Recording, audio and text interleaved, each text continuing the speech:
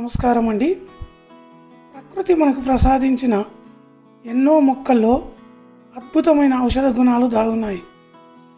అలాంటి వాటిలో ఈరోజు మనం చెప్పుకోబోయేది చాలామంది ఇళ్లలో పెరళ్ళలో సులభంగా పెరిగే ఒక ఆకుకూర గురించి. దీనిని మా తెలంగాణ ప్రాంతంలో పట్నం పాలకూర అని పిలుస్తారు. ఆయుర్వేదంలో దీనిని తునియా లేదా పప్పుకూర వర్గానికి చెందిన ఒక విశిష్ట మూలికగా చెబుతారు. ఆంధ్రాలో దీనిని శ్రీలంక పాలకూర లేదా సిలోన్ పాలకూర అని పిలుస్తారు. దీనివల్ల మన శరీరానికి కలిగే అద్భుత లాభాలు వింటే మీరు అస్సలు వదిలిపెట్టరు.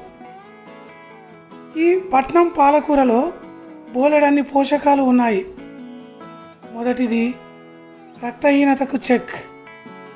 ఈ రోజుల్లో చాలామంది రక్తం తక్కువగా ఉండి ఇబ్బంది పడుతున్నారు.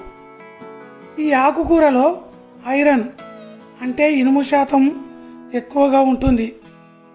వారానికి 2 సార్లు దీనిని వండుకొని తింటే రక్తం అద్భుతంగా పడుతుంది.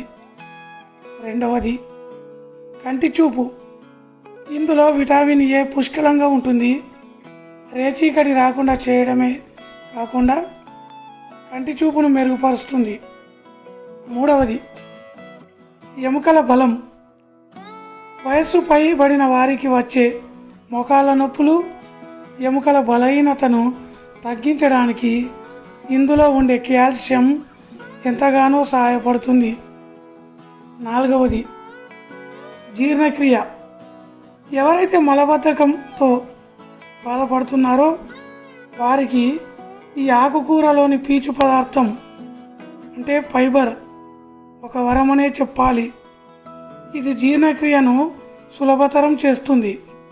చూశారు కదా మిత్రులారా, మన రోడ్డు ప్రక్కన పెరట్లో ఉచితంగా దొరికే ఈ పట్నం పాలకూరలో ఎన్ని ఆరోగ్య రహస్యాలు దాగున్నాయో. దీనిని పప్పులో వేసి కానీ లేదా విడిగా కూర వండుకొని కానీ తినవచ్చు. దీని కొమ్మను విరిచి మట్టిలో నాటినా చాలా సులభంగా పెరుగుతుంది.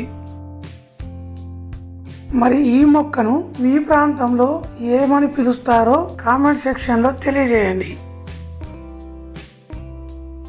ఇలాంటి ప్రకృతి సిద్ధమైన మరెన్నో ఆరోగ్య రహస్యాల కోసం మన డీజీ ఆరోగ్య సంపద ఛానల్ని సబ్స్క్రైబ్ చేసుకోండి.